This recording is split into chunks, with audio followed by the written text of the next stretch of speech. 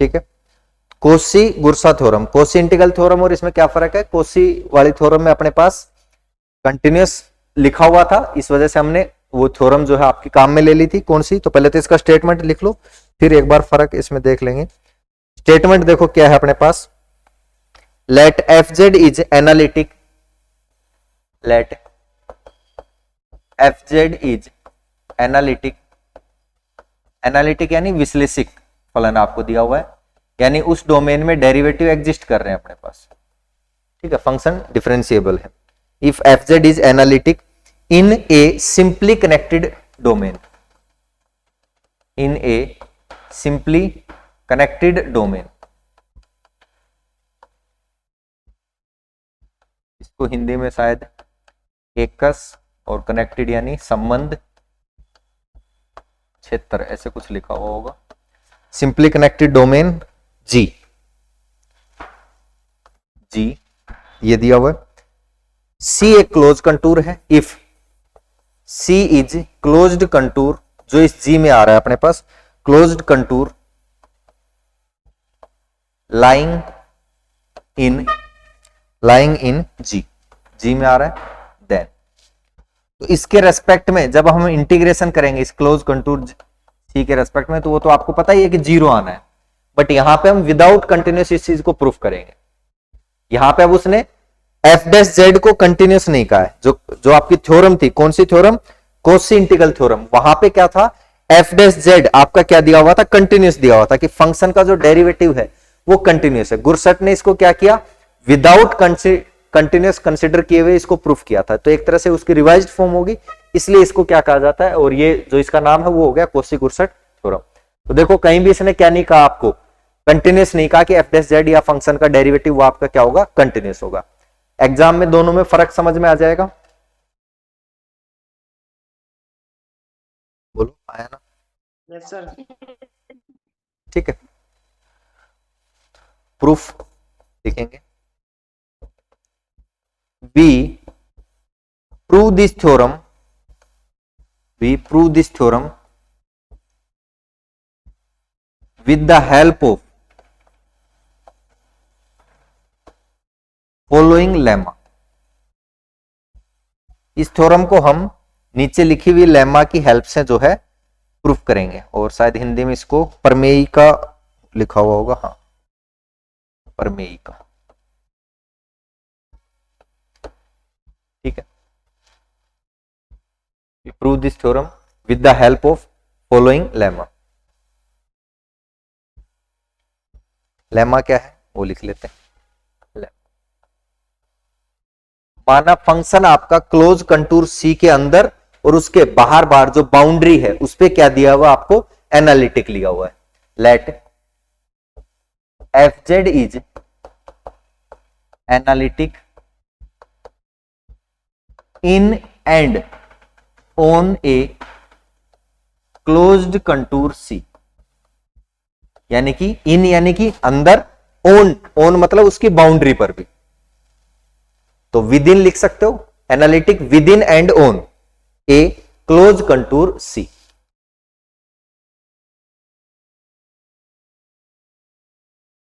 Then for every epsilon greater than 0, then for every epsilon greater than 0 it is always possible to divide, it is always possible to divide, ये जो क्षेत्र आपको दिया हुआ है, divide the region within C,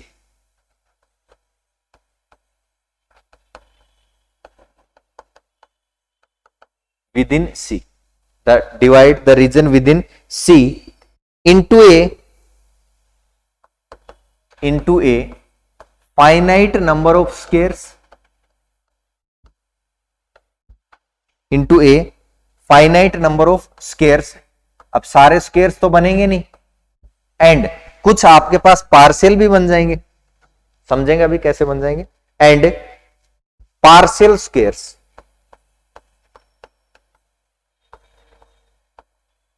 and partial squares whose boundaries are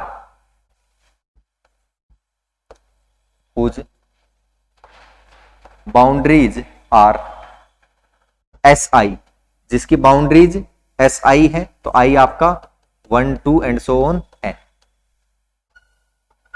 finite है तो 1 से लेकर n तक हमने ले लिया। such that there exist a point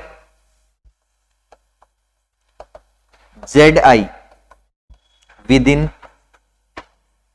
each SI, there exists a point Zi within each SI such that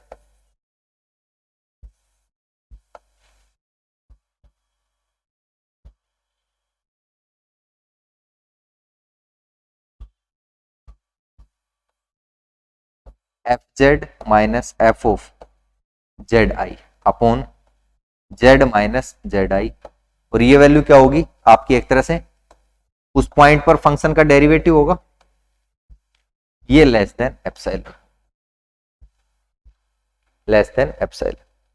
इसको equation number 1 मान लें। फॉर ईच z,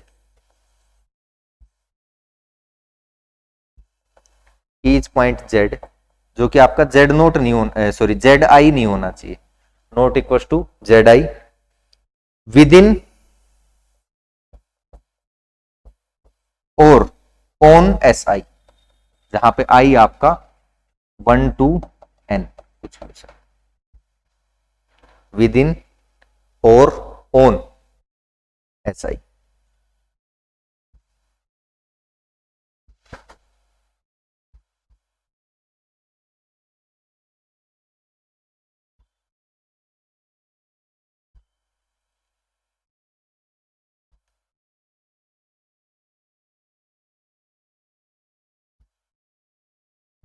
कर लिया नोट?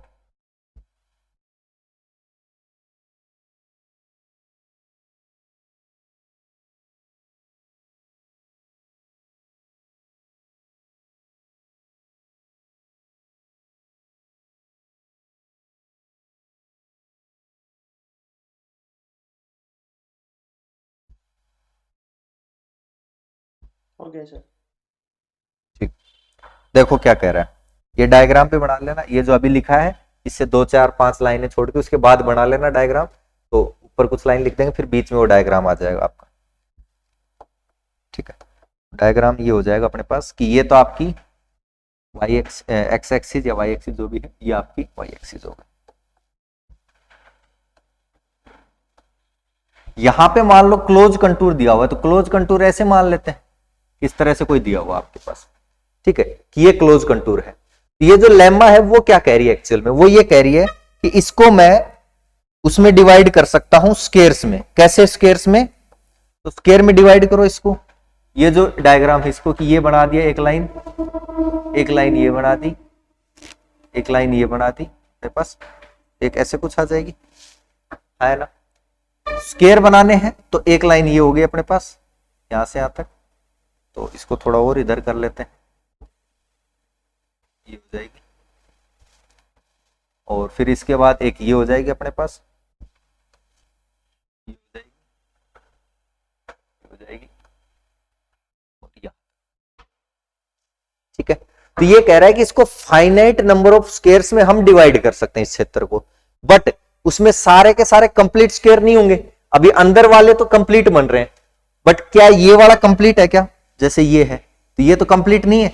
एक्चुअल में ये कौन सा है, अगर इसको पूरा हम बनाना चाहें तो कंप्लीट तो ये क्या बन जाएगा, कंप्लीट बनाओ यहां नहीं बन जाएगा कि इस जगह पे हम लाइन आएगी अपने पास और ये लाइन ऐसे मिल जाएगी, ये से ये से ये से, इसकी जरूरत है नहीं हमें, ये आगे आके ये बन जाएगी, तो ये यहां तक पूरा कवर हो जाएगा, और इसमें ये आ जाएगा, यहाँ ये कवर हो जाएगा, इसमें ये कवर हो जाएगा, इसमें ये कवर आगे लेना पड़ेगा।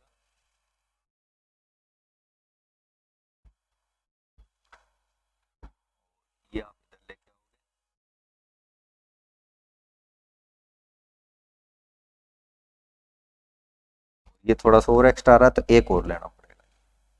जो भी आपका है उसके अकॉर्डिंग बना लो इसको।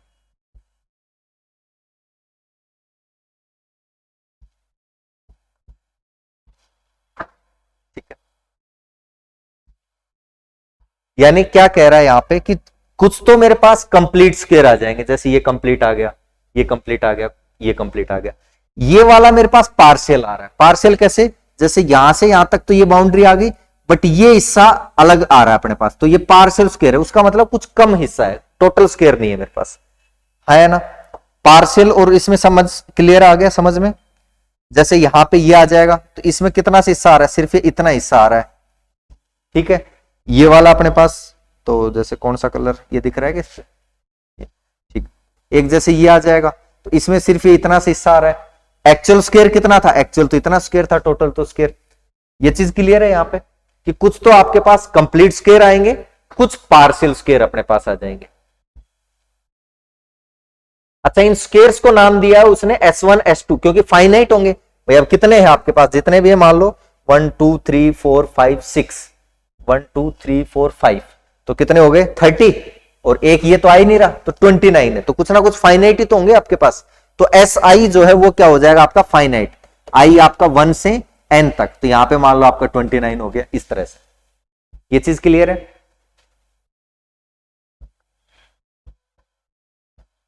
यहां तक। अब देखो क्या कह रहा है वो कि FZ कोई एनालिटिक फंक्शन है क्लोज कंटूर C के अंदर।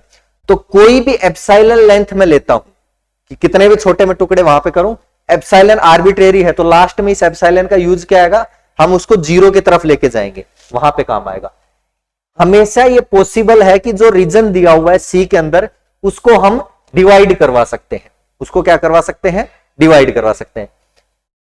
किसमें? Into a finite number of square, कि कुछ फाइनाइट नंबर ऑफ स्क्वायर्स में 5 10 15 20 कितने भी स्क्वायर हो सकते हैं। एंड कुछ आपके पास पार्शियल स्क्वायर्स, आंशिक वर्ग जिनको बोल देंगे वो, कि फाइनाइट नंबर ऑफ स्क्वायर्स आ जाएंगे, कुछ आपके फाइनाइट जो है पार्शियल आ जाएंगे, जिनकी बाउंड्री क्या है? ये है SI।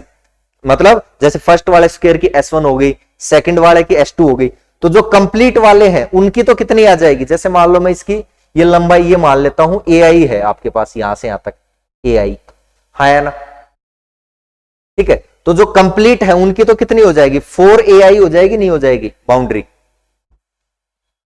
बोलो। ठीक है, ये लेंथ कितनी हो जाएगी? √2AI, ये आएगी ना साइड, क्या बोलते हैं, वर्ग की जो डायगोनल, √2AI तो होती है। तो ये आपके पास √2A हो जाएगी, ये इधर से इधर, ये आपकी AI। इसकी अगर कहीं जरूरत पड़ेगी तो। अच्छा, अब ये कह रहा है कि चलो ठीक है सर, ये तो कंप्लीट वाले हैं, उनकी तो समझ में आ गई। अब इनकी बाकी की कैसे करेंगे? तो बाकी की ये जो लेंथ है, जो इतनी लेंथ आपकी आ रही है भाई, बाउंड्री पे आ रही है वो तो अलग है। ये जो लेंथ है इसको LI नाम दे दिया मैंने। इस लेंथ को क्या नाम दे दिया? LI। अब मुझे ये बताओ कि कोई भी स्क्वायर है उसकी जो लंबाई है, बाउंड्री है, वो 4AI प्लस LI, इससे ज्यादा जा सकती है क्या? 4AI plus LI।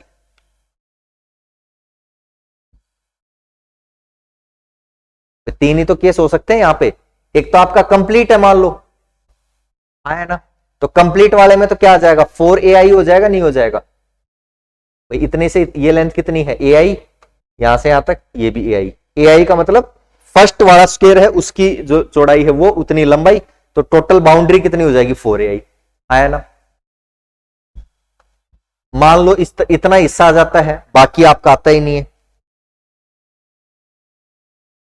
ये हिस्सा आ गया, ये नहीं है ये हिस्सा, और मतलब मान लो ये इतना आ गया अपने पास, तो भी इस लेंथ को कितना नाम दे दिया? LI। तो ये आपकी कितनी हो जाएगी? AI और LI। तो ये 4AI प्लस LI से तो छोटी है या नहीं है? ये जो बाउंड्री है इसकी, है ना। अब आप कह सकते हो कि सर जरूरी थोड़ी ऐसी आए, तो ये लंबाई तो बहुत ज्यादा हो सकती है कि मान लो इतनी होके और फिर ऐसे हो गई। तो अब ये अगर इसको रियल में आप इस लंबाई को सीधा करो तो ये लंबाई आपकी कितनी हो जाएगी? कुछ कुछ ऐसी हो जाएगी, ऐसे, है ना, ज्यादा हो जाएगी। तो फिर ये तो सर 4AI से ज्यादा जा रही है, कोई दिक्कत नहीं है। हम इसको कितना मान रहे हैं, एल आई मान रहे हैं ना, तो ये यहां से यहां तक एल आई है, तो 4a i plus L I, इससे तो ज्यादा नहीं जा सकती। यहां तक कोई डाउट? ये बाद में डायरेक्ट लिखूंगा मैं ये चीज, इसमें कोई डाउट है तो अभी पूछ लो फिर। किसी भी स्क्वायर की बाउंड्री है उसको हम जब यहां पे जो बाउंड्री है उसको क्या लिख देंगे, 4ai प्लस एल आई से ज्यादा नहीं जाएगी। जो कंप्लीट है उनकी तो 4ai हो जाएगी, बट जो कंप्लीट नहीं है उसकी 4ai प्लस एल आई से कम ही रहेगी, ज्यादा नहीं जाएगी। जहां पर एल आई क्या होगा, ये हिस्सा होगा जो पूरा नहीं बन रहा है वो। क्लियर है ये चीज? हाँ सर। और किसी को कोई डाउट यहां तक? ये थ्योरम समझ में आ गई। अब ये क्या कह रहा है कि लेमा क्या कह रही है कि जिसकी बाउंड्री क्या है, एस आई है, यानी पहला स्क्वायर है उसकी S1 बाउंड्री है, दूसरा है उसकी S2 है, तीसरा है उसकी S3 है, तब कोई ना कोई पॉइंट ZI, यानी जैसे S1 स्क्वायर है उसमें एक पॉइंट Z1 मिलेगा, S2 में एक पॉइंट Z2 मिलेगा, S3 में एक पॉइंट Z3 मिलेगा, और वो पॉइंट किस तरह का होगा कि वो इस कंडीशन को क्या कर रहा होगा, सेटिस्फाई। तो ये एक तरह से डेरिवेटिव वाली तो कंडीशन है, फंक्शन डिफरेंशिएबल है उस हिस्से में, ठीक है। तो एफ डैश जेड आई क्या आएगा, एक पॉइंट पर डेरिवेटिव आप देखते हो तो F x minus F of, जैसे एक्स नोट पर चेक करो तो F x minus F of x naught upon x minus x note, तो वही तो कंडीशन है कि ये जो वैल्यू है वो लेस देन एप्सिलॉन आ जाएगी आपकी।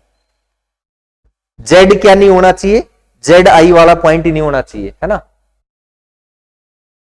उसी पॉइंट पर तो जीरो हो जाएगा, जेड माइनस जेड आई। तो जेड आपका for each point Z not equal to Z I. अब वो जो जेड आई पॉइंट है वो आपका उस बाउंड्री पर भी हो सकता है, उस स्क्वायर के अंदर भी हो सकता है। यहां तक कोई डाउट?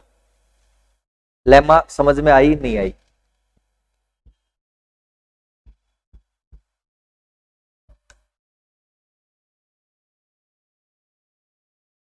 किसी को भी कोई डाउट? परवीन, रूपल, रुचिका, मोहित, अंशराज, नहीं सर। कोई डाउट नहीं है? ठीक है, नहीं सर। अब लिखेंगे इसमें proof of main theorem.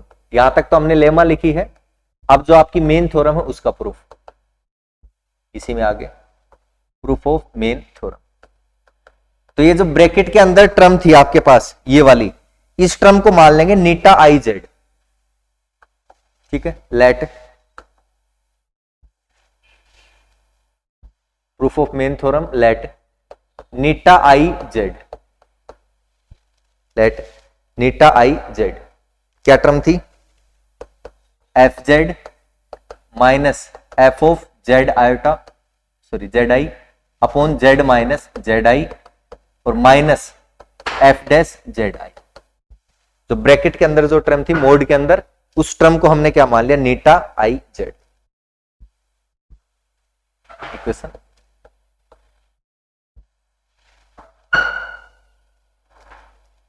Clear है? यहां तक 1 आ चुका था, 2 लिख लो इसको, वहां पे लिखा था क्या 1? हाँ ठीक है, इसको 2 लिख लो। इस टर्म को एलसीएम लेंगे, तो एलसीएम लेंगे तो नीचे जेड माइनस जेड आई ये इधर मल्टीप्लाई हो जाएगा, और जेड माइनस जेड आई इस तरफ आपका क्या आ जाएगा, मल्टीप्लाई में आ जाएगा। तो इधर आके तो क्या हो जाएगा, Z minus Z I Neeta I Z equal to, इधर ये आ जाएगा F Z minus F of Z आई, और ये टर्म इधर मल्टीप्लाई होगी तो minus Z into F dash Z I, और जब इससे मल्टीप्लाई होगा तो माइनस माइनस प्लस हो जाएगा, plus Z I into F dash Z I.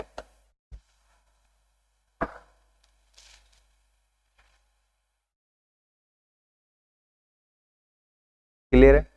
यहां से एफ जेड की value F of Z equal to, ये टर्म इधर ले आओ बाकी सारी, तो एक तो क्या हो जाएगा एफ ऑफ जेड आई, ये टर्म प्लस में आ जाएगी, एक ये टर्म प्लस में आ जाएगी, Z into F dash Z I वो टर्म माइनस में आ जाएगी, minus Z I into F dash Z I, और ये टर्म तो पहले ही इधर ही थी तो plus z minus Z I और नीटा आई इंटू जेड आई,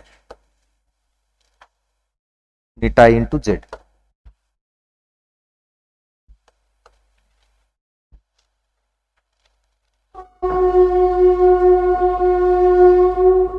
इसको नंबर 3 मान लेते हैं, वेयर वेयर जो नीटा आई जेड है वो आपका क्या है, लेस देन एप्सिलॉन।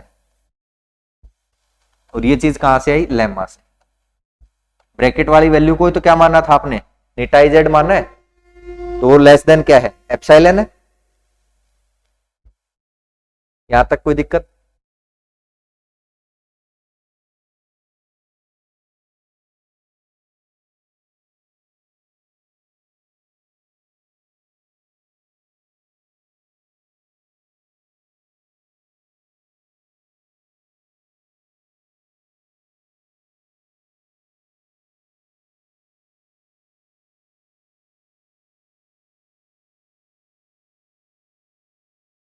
अब एक बात बताओ, जो एस आई था वो आपको क्या दे रहा था, बाउंड्री। एस आई किसको कहा था आपने, S1 स्क्वायर की बाउंड्री। S2 किसको कहा था, सेकंड वाले स्क्वायर की बाउंड्री।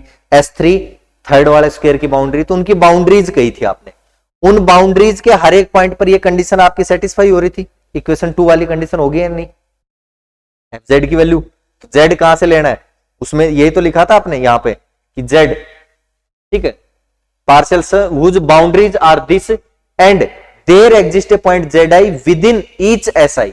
हर एक किसी ना किसी बाउंड्री के अंदर अंदर ही आपका पॉइंट होगा इस पे, ये कंडीशन सेटिस्फाई हो रही थी। तो लिखेंगे इक्वेशन 2 है 3 है, equation 3 gives the value of F Z.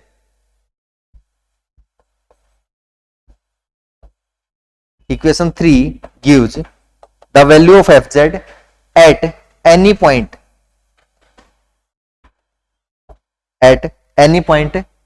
on the boundaries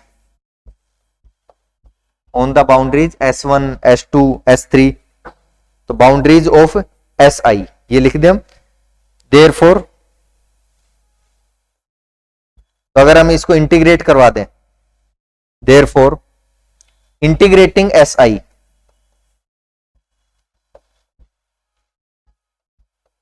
along SI we get boundary के रेस्पेक्ट में अगर हम इसको इंटीग्रेट करवा दें तो बताओ अपने पास क्या मिलेगा।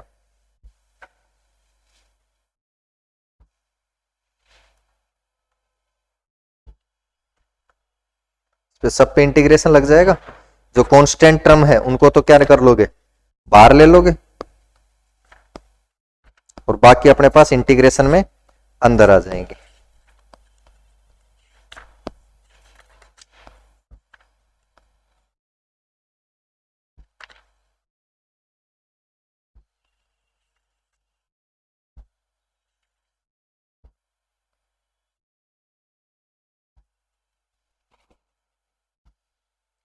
इसको मैस भी लिखते हैं ना, एक वर्ड अपने पास मैस। ये जो जालियां से आपने बनाए ना इस तरह से डब्बे, इसको मैस भी लिखते हैं, जाल ही हो गया एक तरह से। द बाउंड्री ऐसा completely partial coincide with the boundary of A square.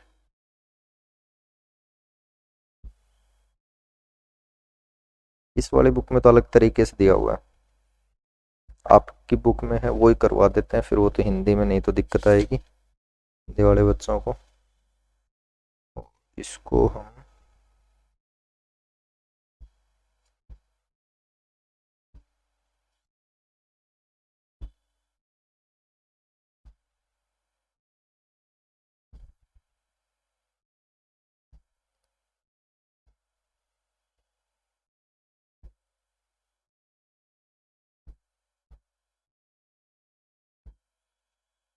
Around SI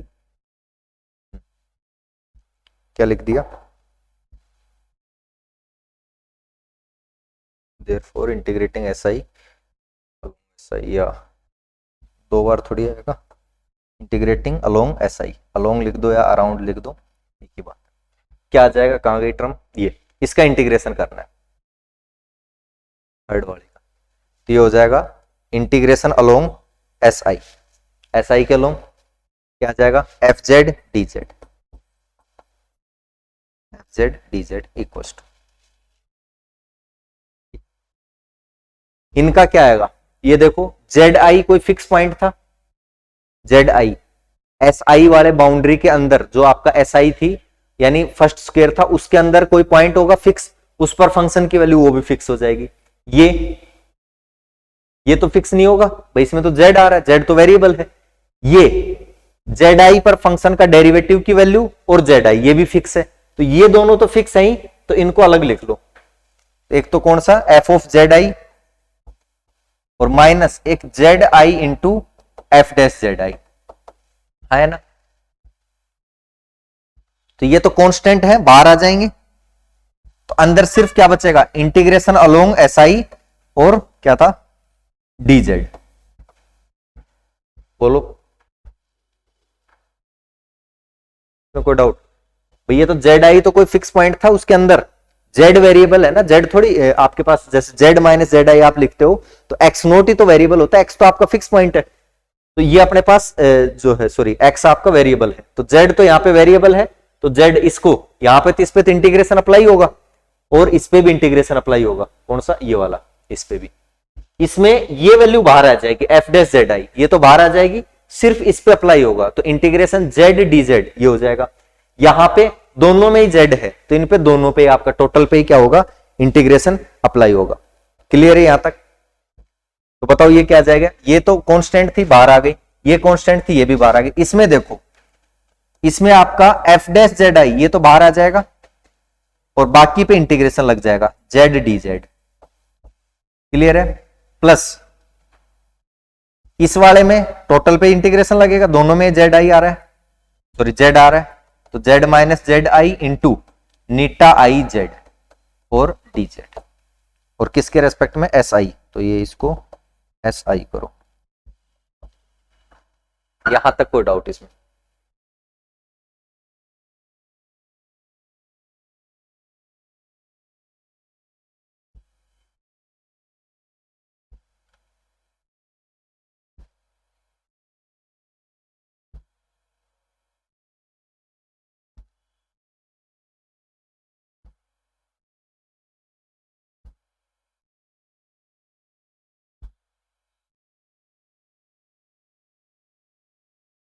इनका तो आपको ध्यान नहीं है, कल करवाया था, ध्यान हो तो, क्लोज कंटूर के रेस्पेक्ट में ये और एक जेड डी जेड, कल जो एग्जाम्पल करवाया था, एक तो integration close C D Z और एक जेड डी जेड, दोनों क्या हो जाएंगे, लास्ट में एक नोट लिखवाया होगा उसमें कि अगर क्लोज कर होता तो ये वैल्यू क्या हो जाती, जीरो। क्यों? क्योंकि ये तो आपके पास क्या आई थी, ये वाली वैल्यू, ये वैल्यू आई थी आपके पास फर्स्ट और लास्ट पॉइंट के बीच डिस्टेंस,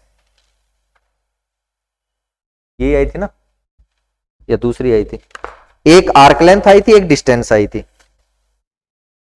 डीजेड आया था आपका इंटीग्रेशन डीजेड, चाप सी की लंबाई, सॉरी हाँ, फर्स्ट और लास्ट पॉइंट के बीच की डिस्टेंस आई थी ये वाली, तो फर्स्ट और लास्ट पॉइंट के बीच की डिस्टेंस तो क्या हो जाएगी, अगर आपका क्लोज्ड कर्व है, जो स्क्वायर आप ले रहे हो वो पूरा क्लोज्ड है, तो ये तो क्या हो जाएगा आपके पास, जीरो हो जाएगी। जेड डी जेड ये वैल्यू क्या आई थी, लास्ट तीन एग्जाम्पल किए थे ना, जेड डी जेड वाले में क्या आई थी अपने पास, 1/2 बी स्क्वायर माइनस ए स्क्वायर आई थी, नहीं आई? क्लास ले ली थी नहीं ली वो? हाँ सर आई है। तो उसमें ये नोट लिखवाया होगा ना कि अगर वैल्यू आपकी कोइंसाइड कर जाए यानी ए और बी यानी क्लोज कर हो जाए आपका, तो उसमें ये वैल्यू और ये वैल्यू जीरो हो जाएंगे। ठीक है, तो इक्वल्स टू यहां सिर्फ आपका क्या बचेगा, इंटीग्रेशन अलोंग एस आई और जेड माइनस जेड आई, और ये आपका क्या था, नीटा आई जेड डी जेड। रीजन में ब्रैकेट में लिख देंगे because S I D Z ये आपका जीरो होगा और एस आई किसके अलोंग, जेड डी जेड ये भी क्या होगा आपका, जीरो होगा, क्योंकि एस आई क्या है, क्लोज कंटूर है, because S I is closed contour. S I क्या है भाई, क्लोज्ड स्क्वायर ही तो है, कुछ स्क्वायर है कुछ पार्शियल स्क्वायर है, बट क्लोज तो है ही, समवर्त तो है ही, तो इसलिए इनके रेस्पेक्ट में ये करोगे क्लोज कंटूर के रेस्पेक्ट में, तो ये वैल्यू क्या आई थी आपकी, जीरो आई थी, वो हमने यहां पे काम में लिया, इसको इक्वेशन नंबर 4 नाम दे देंगे।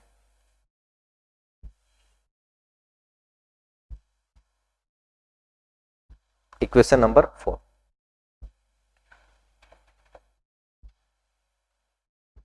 ठीक है, इंटीग्रेशन में क्या रहेगा अपने पास, एक लाइन के अबाउट निकालोगे, उसी लाइन के अबाउट दूसरा निकालेगा तो वहां से 0 हो जाएगा वो, तो बीच वाली जो लाइन है वो तो सारी क्या हो जाएंगी, कैंसिल हो जाएंगी। ठीक है, आगे डायग्राम।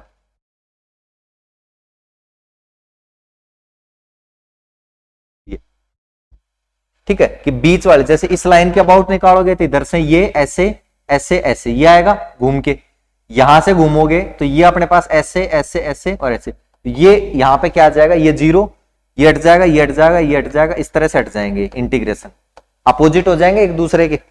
ठीक है, तो सिर्फ बचेगा क्या, जब जैसे ये अंदर वाले सबको जोड़ लोगे आप तो बीच वाले तो सारे हट गए, ये तो बीच वाले हटेंगे तो देखो क्या बन जाएगा अपने पास, जैसे इससे हटा देता हूं मैं, ये डायग्राम बना लिया ना सबने।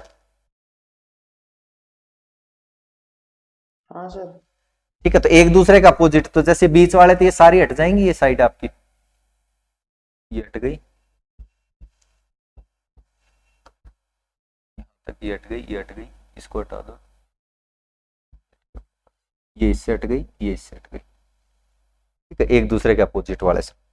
अब बात आती है कि ये किससे हटेगी, ये इसमें भी आ रही है और इसमें भी आ रही है, तो ये भी हट जाएगी, ये इन दोनों में आ रही है, ये हट जाएगी, ये इन दोनों में आ रही है, ये भी हट जाएगी। जब ये सारी हटाओगे तो बाउंड्री बताओ क्या बच जाएगी, ये बाउंड्री भी तो थी, जैसे मान लो ये इधर वाला ये स्क्वायर था आपका यहां से यहां तक, तो इसमें ये बाउंड्री तो थी, ये तो दोनों से हट गई बट ये तो बच गई। ऐसे ही जब ये स्क्वायर था, ये वाला स्क्वायर था, तो इसमें ये और ये तो आपने हटा दी बट ये तो बच गई, तो ऐसे घूमते घूमते ये सिर्फ बाहर बाहर की बाउंड्री बच जाएगी, नहीं बच जाएगी आपकी, और इसी के रेस्पेक्ट में इंटीग्रेशन आ जाएगा।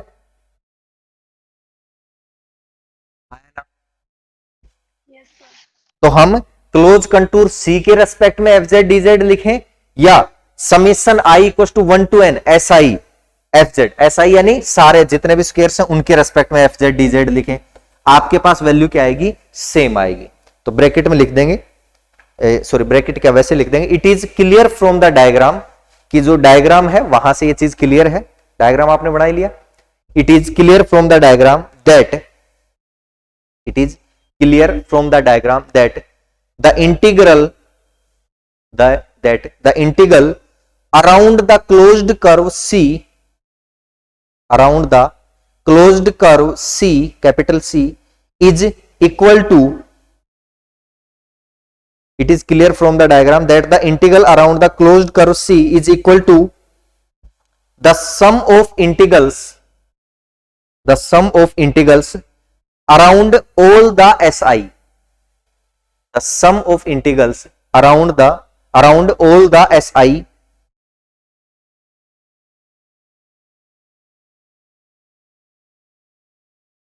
around all the SI because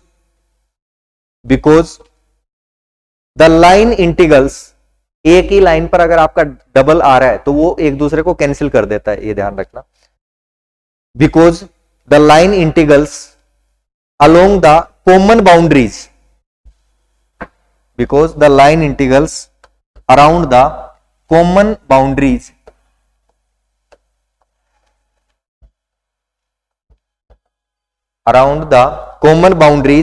of every pair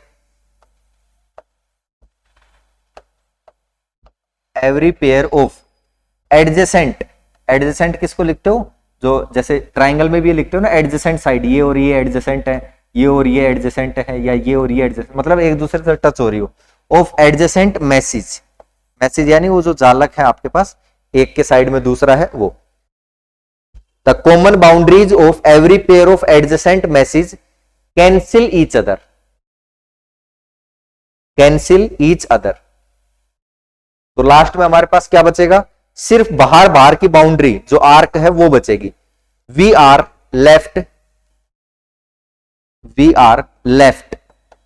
only with, हमारे पास लास्ट में क्या बचेगा, we are left only with the integrals along, we are left only with the integrals along the arcs, और bracket में लिखना चाहते लिख सकते हो जो कर्व्ड बाउंड्रीज हैं, वो सीधी सीधी लाइन वाले तो सारी कैंसिल हो जाएंगी। The curved boundaries which forms, जो मिलके पूरा का पूरा क्या बनाती है, सी बनाती है, which forms part of C, which forms part of सी।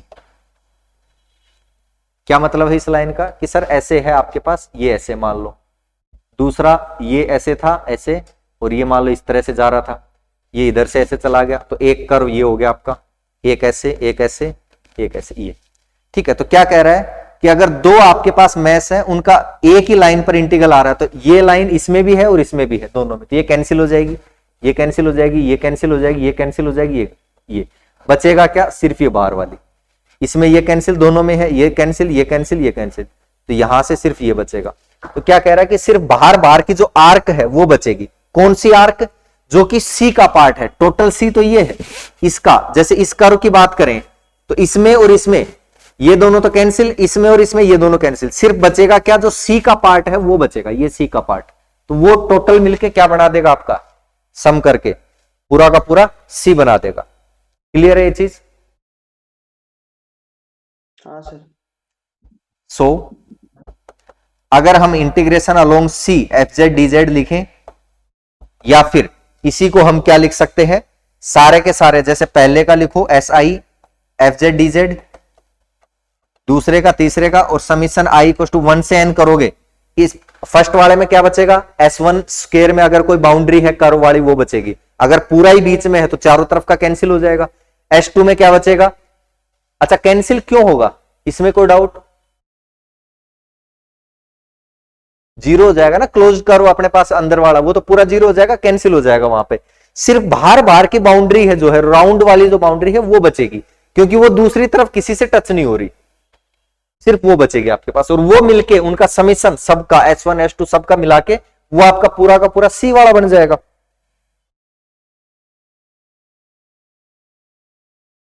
इसको इक्वेशन नंबर कितनी होगी, 5। 5। तो इससे पहले वाली 4 और 5, from equation 4 and 5 we have, from equation 4 and 5 we have, ये हो जाएगा F Z D Z equal to, F Z D Z equal to क्या बचा था, summation I equal to 1 to n, सिर्फ नीटा आई वाला बचा था, बाकी सारे क्या हो गए थे आपके पास, जीरो हो गए थे। इंटीग्रेट अलोंग एस आई और नीटा आई जेड, और ये आपके पास जेड माइनस जेड आई, ये था क्या, डी जेड, ठीक है, ये बच जाएगा।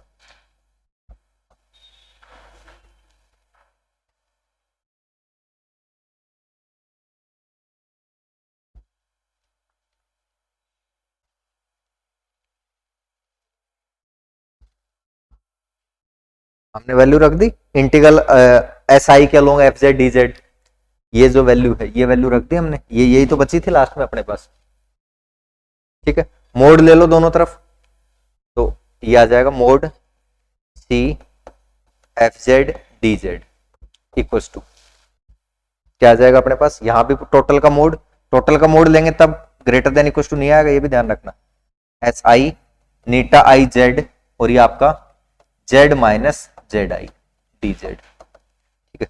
इसी पे मैं यहां तो सिंगल पे मोड था, अगर मैं अलग अलग लगाता हूं तो ग्रेटर देन इक्वल टू का sign, summation I equal to 1 to n, इस पे मोड लगा दो एक वैल्यू पे अलग से, और एक दूसरी वाली पे अलग से लगा दो, तो क्या हो जाएगा अपने पास, इंटीग्रल एस आई के लोंग, एक तो नीटा आई जेड इस पे लगा दिया, और एक लगा दिया Z minus Z I D Z,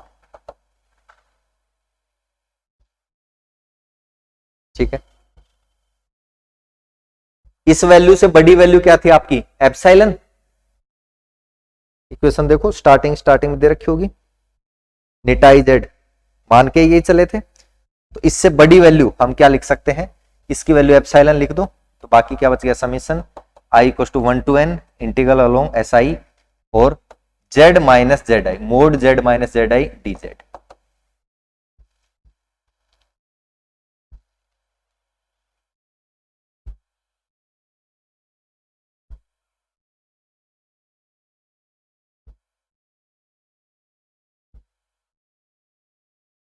clear है यहां तक? Yes sir.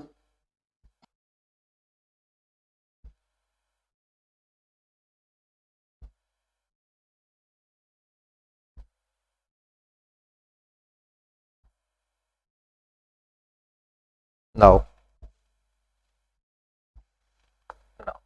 इसको कुछ इक्वेशन नंबर नाम दे दो, इसको थोड़ी देर के लिए वापस रोक दो। कितनी हो गई? 6।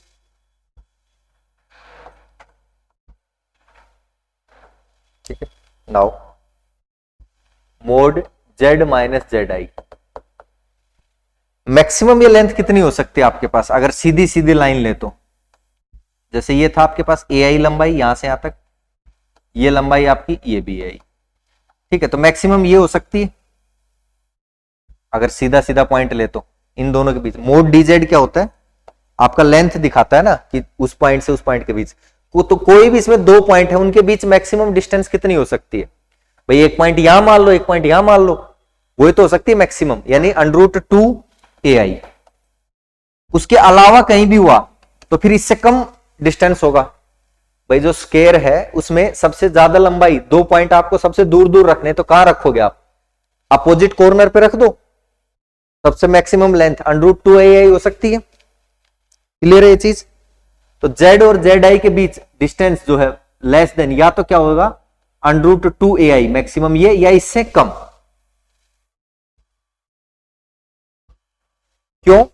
बिकॉज जो zi पॉइंट था वो आपने क्या कहा था कि si के या तो बाउंड्री पे होगा या उसके अंदर अंदर ही आएगा, बाहर नहीं जाएगा उससे वो पॉइंट। ठीक है भाई, इससे बाहर आ गया तब तो यहां से यहां का डिस्टेंस ज्यादा हो जाएगा, बट इसकी बाउंड्री पे मैक्सिमम दो पॉइंट्स के बीच कितना डिस्टेंस हो सकता है आपका? √2ai हो सकता है maximum, because zi lies either on the boundary और या फिर इसी के अंदर ऑफ बाउंड्रीज ऑफ किसकी? si और इनसाइड si और इनसाइड si, देयरफॉर और inside si, therefore the distance between z और zi के बीच जो डिस्टेंस है वो कितना होगा? ये अपने पास हो जाएगा। Therefore the distance between the points z and zi should be less than √2ai। ये चाहो तो इसको डायग्राम बना लेना है छोटा सा कॉर्नर में समझ में आने के लिए। और इसको क्या बोलते हैं? जालाक्सी SI मैस। ठीक है, S1 S2 S3 इस तरह से अपने पास ये हो गया।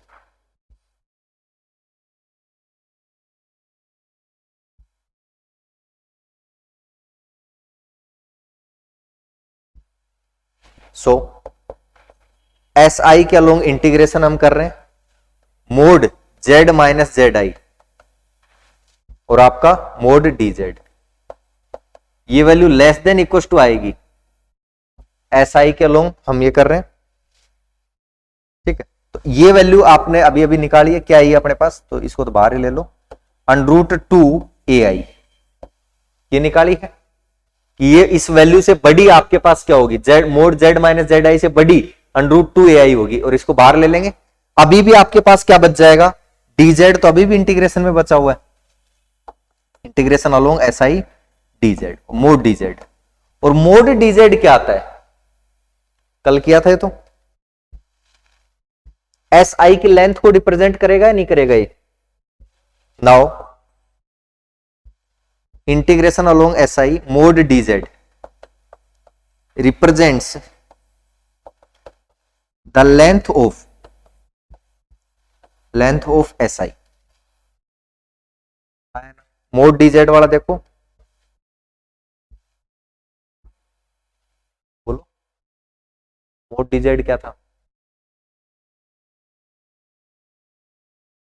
आर्क सी की लंबाई से। आर्क सी की लंबाई थी ना, तो यहां पे आर्क क्या है? एक तरह से ये पूरी आर्क ही है आपकी। आर्क का मतलब ये नहीं कि गोल वाली वो चीज, जो भी बाउंड्री है ये आर्क होगी, तो इसकी लंबाई अब ये कितनी हो सकती है आपके पास? अगर मान लो कंप्लीट स्क्वायर है तब तो कितनी हो जाएगी 4ai। क्लियर है? अगर कंप्लीट स्क्वायर हुआ तो जो बीच वाले जैसे थे उनमें तो आया ना। हाँ सर। और अगर कंप्लीट नहीं हुआ तो less than equal to 4ai plus li, जो मैंने स्टार्टिंग में आपको समझाया था वो चीज कि उससे कम होगी अपने पास 4ai प्लस li। क्लियर है यहां तक? हाँ सर। ठीक है, लिख लेंगे this length is 4ai if si is a complete square. This length is 4ai, ये जो लेंथ है ये आपकी 4ai होगी यदि si आपका क्या है पूर्ण वर्ग है, कंप्लीट स्क्वायर है, is a complete square and second it can not exceed. और ये तो क्या है, अगर कंप्लीट स्क्वायर है तब तो क्या हो जाएगी ai 4ai हो जाएगी। एंड दूसरे केस में ये ज्यादा नहीं जा सकती, इट कैन नॉट एक्सीड किससे ज्यादा 4ai प्लस li, इससे ज्यादा नहीं जा सकती। It can not exceed 4ai plus li if si is A partial square, यदि si आपका क्या है पार्शियल स्क्वायर है, जिसकी अब ये li बताना पड़ेगा कि li क्या है, where li is the length, where li is the length of arc C which forms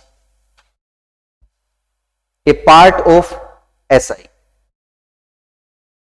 which forms a part of SI। क्या मतलब है, क्या कह रहा है ये कि मान लो आपका ये तो पूरा C था, कि ऐसे आपका मान लो ये C था, तो ये क्या कह रहा है कि आपके पास ये जो Li है मान लो ये आपका स्क्वायर था, ऐसा स्क्वायर बन गया एक, तो आधा ऐसे होगा बाहर की तरफ। ठीक है, तो ये क्या कह रहा है कि अगर पूरा हुआ जब तो 4ai हो जाएगा, और अगर पूरा नहीं है तो ये जो हिस्सा इस कर्व C का जो हिस्सा इस SI को बना रहा है, यानी ये हिस्सा लाल वाला, तो इसको नाम दे दे इसने Li। ठीक है, कि Li क्या है, SI अगर पार्शियल स्क्वायर है तो Li लेंथ उस आर्क C की वो लंबाई है जो हिस्सा इसको SI को कंप्लीट कर रहा है, SI को बना रहा है, ये वाला हिस्सा। ठीक है, तो अब ये 4ai प्लस li, इससे तो ज्यादा नहीं जा सकती। ये जो टोटल ये बाउंड्री है ये और ये टोटल मिला के, यहां तक कोई doubt?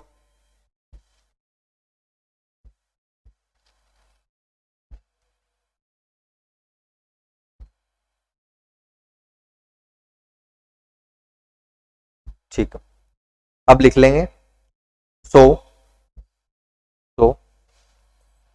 If SI is a complete square then, तो अगर आपका SI कंप्लीट स्क्वायर है then integration along SI mod z minus ZI dz,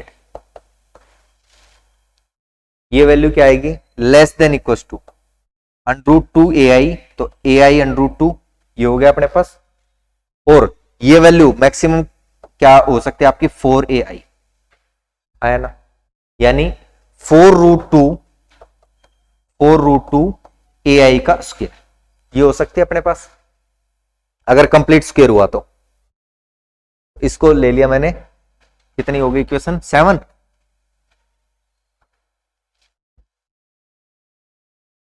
अगर मान लो कंप्लीट नहीं हुआ एंड इफ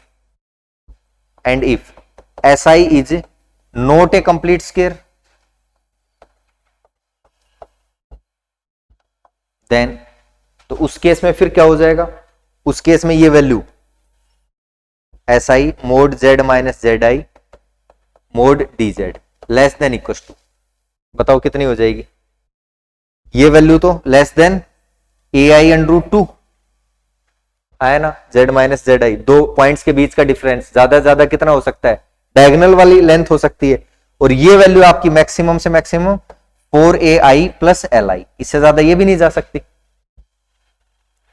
क्या हो जाएगा 4ai का स्क्वायर अंडर रूट 2 और ai li अंडर रूट 2, तो ai का स्क्वायर और ये हो जाएगा 4 अंडर रूट 2 और ये हो जाएगा प्लस, इधर मल्टीप्लाई करोगे तो ai li अंडर रूट, इसको इक्वेशन नंबर 8 नाम दे देते। इन तीनों इक्वेशन से from equation 6, 7 and 8, from equation 6, 7 and 8,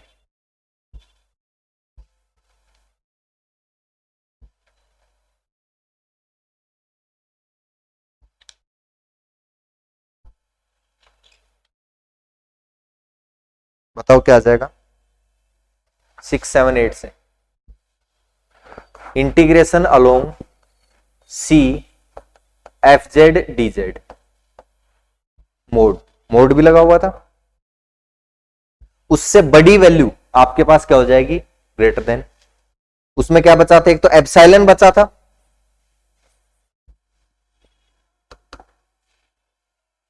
आया ना, एक तो क्या बचा था अपने पास एप्सिलॉन बचा था, और summation I equal to 1 to n, ये टर्म बची हुई थी, क्लियर है, और अंदर वाली जो टर्म है वो अपने पास कितनी हो सकती है 4 अंडर रूट 2 ए आई का square plus under root 2 A I L आई,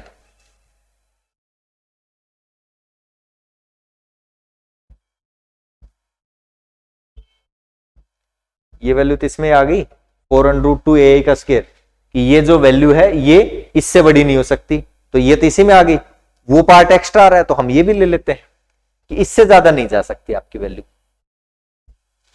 तीनों इक्वेशन को अगर एक साथ हम स्टेटमेंट देखें तो बताओ, इसको मैं ये लिख सकता हूं बराबर एप्सिलॉन और के, ये वैल्यू कांस्टेंट हो जाएगी नहीं हो जाएगी, ए आई आपकी कुछ फिक्स लेंथ है जो स्क्वायर है उनकी चौड़ाई वाली, एल आई क्या है वो भी फिक्स है, आर्क सी वाले जो टुकड़े हैं वो, तो ये टोटल कांस्टेंट हो जाएगा नहीं हो जाएगा, epsilon K where K is constant, where K is constant, यानी आपके पास ये आ गया C F Z D Z less than epsilon K where K is constant. Epsilon क्या था आपका आर्बिट्रेरी स्मॉल था, तो इसको जीरो की तरफ ले जा सकते हैं, since epsilon is arbitrary small, so arbitrary very small, so very small, so अगर ये जीरो की तरफ गया तो ये वैल्यू किधर चली जाएगी, ये भी जीरो की तरफ चली जाएगी, C F Z D Z tends to zero when, कब, जब आपका epsilon tends to zero, when epsilon tends to zero कर दो, सो बताओ ये वैल्यू लिमिटिंग केस में अपने पास ये वैल्यू क्या आ जाएगी F Z D Z equal to zero, जो कि आपका प्रूफ, क्लोज इंटरवल कोई भी हो उसमें आपका क्या होगा जीरो ही आएगा, सॉरी क्लोज कंटूर आपका कोई है तो उसमें इंटीग्रेशन करोगे तो वहां पे क्या आएगा जीरो आएगा, फंक्शन एनालिटिक होना चाहिए। कोशी-गुरसा ने क्या किया, इसको विदाउट कंटिन्यूस प्रूफ किया था, कंटिन्यूटी दे रखी होती है तो ग्रीन थ्योरम से छोटा सा प्रूफ हो ही गया था अपने पास, ठीक है। गुरसट ने इसने क्या किया कि अगर कंटिन्यूस नहीं भी लेते हैं तो भी आपका प्रूफ आ जाएगा, कोई दिक्कत नहीं, बट ये थोड़ा सा लेंथी हो जाता है। इस वीडियो को एक बार अच्छे से वापस देख लेना अगर जरूरत पड़े तो, या इसको जो है एक बार थ्योरम को स्टेटमेंट को अच्छे से देख के और प्रूफ एक बार जरूर अच्छे से इसको कर लेना, है ना। समझ में आने के बाद ज्यादा दिक्कत वाली बात नहीं समझ में आता तभी वो उठपटांग सी लगती है। यहां तक कोई डाउट हो जाएगी? हाँ सर। आज के लिए काफी है। Yes sir. बाकी कल करते हैं।